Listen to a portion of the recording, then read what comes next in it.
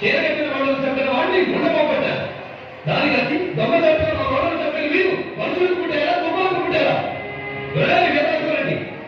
నేను దొంగల రాలేదు, దొంగలో వచ్చా. నీ ఊరు వచ్చా, నీ ఇంటికి వచ్చా, నీ నచ్చింటికి వచ్చా. మీ అమ్మ నిజంగా నీకు రాజదీప గడ్డపైకుంటే, నీ అమ్మ కొడతారు లేకుంటే, నీ ముందు నీ భవిష్యత్తు నిజమైతే నన్ను చంపరా? నా పేరులోనే శివుడు ఉందిరా, దాని రక్తం తెలుసుకోవడం నిద్రలేశారు. ఈ నేతంలో పగ తీర్చుకునే రోషం ఉంది, ఈ నేతంలో ఎదిరించిన వాడిని మట్టి గెలిపించే రహస్యం ఉంది. ఇప్పుడే ఇంకేపోతే ఈ నేతం తగ్గించుకుంటారు. స్త్రీకి బయట సిగురు కాపాడుతుంది, మగానికి భయపంచే పెద్దగానే నిలబెడుతుంది. కాస్త చూసుకున్నాను.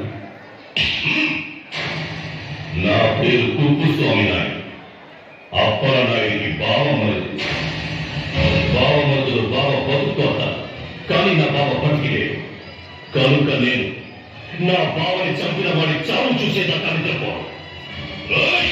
ఇలా చెయ్యకంటే నీ బావ గొయ్యిలో పడుతున్నాడు. గుడైపోయిందిరా, లేకపోతే పోనీ నీ ఊరి నడుపులో చూసుకుందామా? ప్లేస్ నువ్వు చెప్పినా సరే, నన్ను చెప్పమన్నా సరే, టైం నువ్వు చెప్పినా సరే, నన్ను చెప్పమన్నా సరే, ఎప్పుడైనా సరే, ఎక్కడైనా సరే.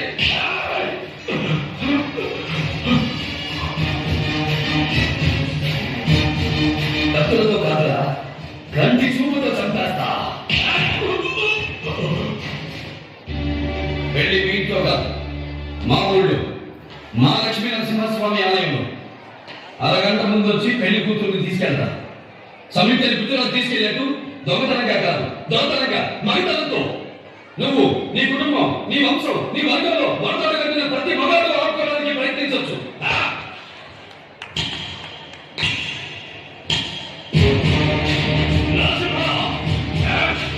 నరసింహ నాయుడు